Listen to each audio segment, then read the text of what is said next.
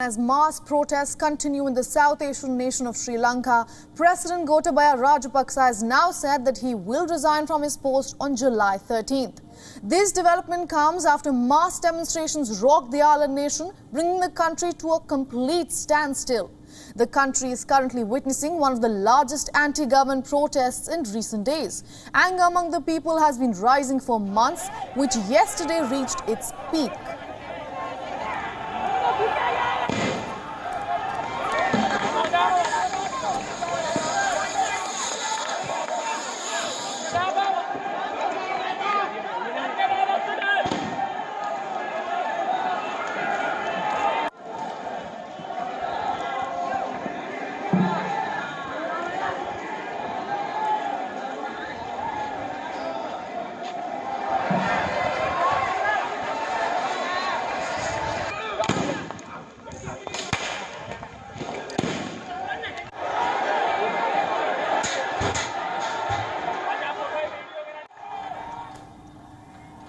Saturday's demonstrations were one of the largest and most significant in terms of what it has been able to achieve.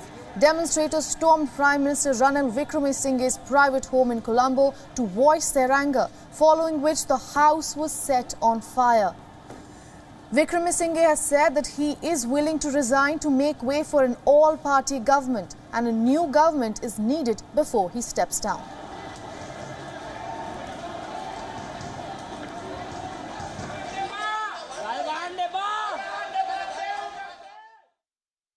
මම ජනාධිපතිතුමා යෝජනා කරේ සර්ව පාක්ෂික ආණ්ඩුවක් ඇති කරන්න. අද මේ රටේ ඉන්ධන ප්‍රශ්න තියෙනවා. ඒ වගේම ආහාර හිඟයක් තියෙනවා. මේ සඳහා ආහාර වැඩසටහනේ ප්‍රධානිය ලංකාවට එනවා. IMF සංවිධානයේ සමග වැදගත් කරුණු කීපයක් සාකච්ඡා කරන්න තියෙනවා. ඒ නිසා මේ ආණ්ඩුව ඉවත් වුණාම වෙන ආණ්ඩුවක් එවලෙම අපි පත් කරන්න උවමනයි. රටේ ආණ්ඩු පාලනයක් නැතුව ආණ්ඩුවක් නැතුව මේ අවස්ථාවේදී ගෙනියන එක වැරද්දක්. ඉතින් මේ ආණ්ඩුව මම යලිත් කියනවා මේ ආණ්ඩුව ඉවත් වෙනකොට තව අලුත් ආණ්ඩුවක් තියෙන්න ඕනේ. Well, if these were Prime Minister's words, the country's president has also walked in the same lines. According to reports, President Gotabaya has offered to resign, with the president's office saying that he is expected to submit his resignation on July 13th. This is interesting to note that so far President Gotabaya had rejected all previous calls of his resignation. Meanwhile, President Gotabaya Rajapaksa has reportedly fled after protesters stormed into his residence on Saturday.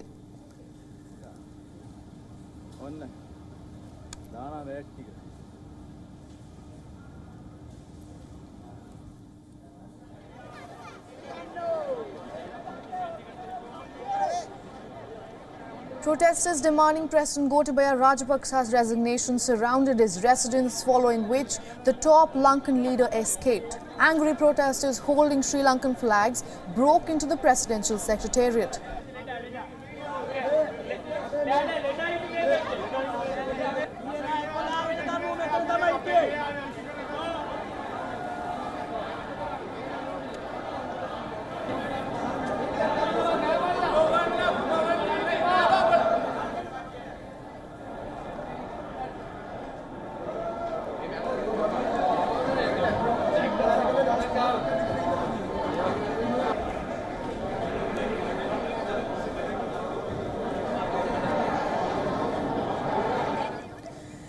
The protesters first surrounded the secretariat. They then clashed with the police and forcibly made their way into the president's house. Meanwhile, as this unfolded, reports have also come in now that 2 Sri Lankan ministers have resigned from their posts following the mass protests. Sri Lanka is facing its worst financial meltdown since its independence, with months of frequent power outages and acute shortages of food, fuel and medicines. The crisis has hit majority of the common households. Foreign exchange reserves have dropped exponentially, and practically with no money, government had to seek help from his allies and the IMF to keep the country afloat. However, despite some crucial attempts to revive the economy and shift of power within the government, nothing significant has been achieved so far.